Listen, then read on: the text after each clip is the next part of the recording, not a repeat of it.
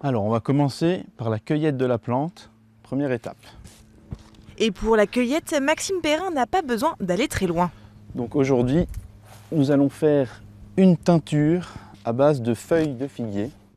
Il ne faut pas s'y tromper, Maxime n'est pas maraîcher ou horticulteur, mais bien teinturier. Ses couleurs, il les obtient à partir de plantes. Son outil de travail, c'est avant tout son jardin. C'est là où je fais pousser les plantes tinctoriales.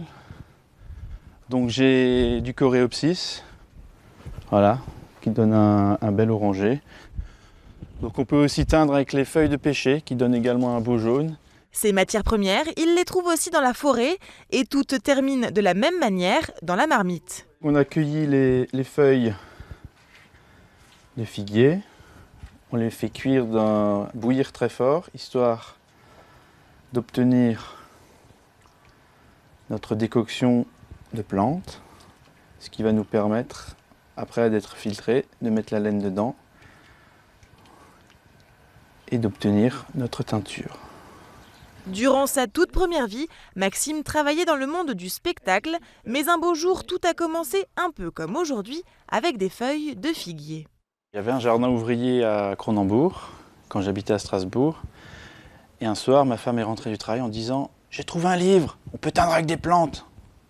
On a essayé et ça donnait des superbes couleurs avec des feuilles de figuier, avec pelures d'oignon, différentes fleurs que j'avais.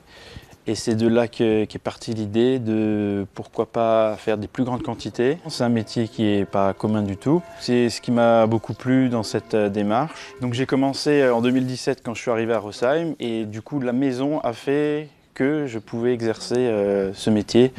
Il y a tout ce qu'il faut, des granges et un jardin pour faire pousser les plantes. L'endroit idéal qui m'a fait prendre la décision finale. Depuis 2017, Maxime enchaîne les expériences et note ses recettes. Son grimoire garde précieusement les secrets de fabrication des colorations. Ici à Rosheim, la teinturie se nomme les fils de Myrdine, ce qui veut dire Merlin dans la tradition celtique. Alors comme Merlin, Maxime se fait alchimiste. On ne sait pas vraiment ce qu'on va obtenir. C'est un mystère quand on ouvre la casserole. Il y a quelques déceptions forcément, mais il y a beaucoup de beaux résultats. Il y a un exemple, c'est ma voisine qui m'a donné un fan de céleri. Et j'étais là, on essaye, et ça a donné un jaune magnifique. J'arrive à obtenir toutes les couleurs principales, du rouge, du vert, du jaune, les couleurs foncées, gris, noir. Et cette année, je vais tenter l'expérience des bleus avec le pastel et l'indigo, qui sont une autre méthode de teinture par oxydation dans l'air. Et donc ça, c'est un des objectifs de cette fin d'année. Chaque semaine, le teinturier réalise 2 à 3 bains de 10 écheveaux chacun. Une fois les fils séchés au soleil, tout est prêt pour être vendu.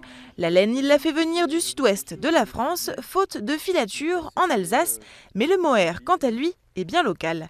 Présent sur les marchés, Maxime Perrin peut aussi être aperçu en forêt, car il reste toujours en quête de nouvelles recettes.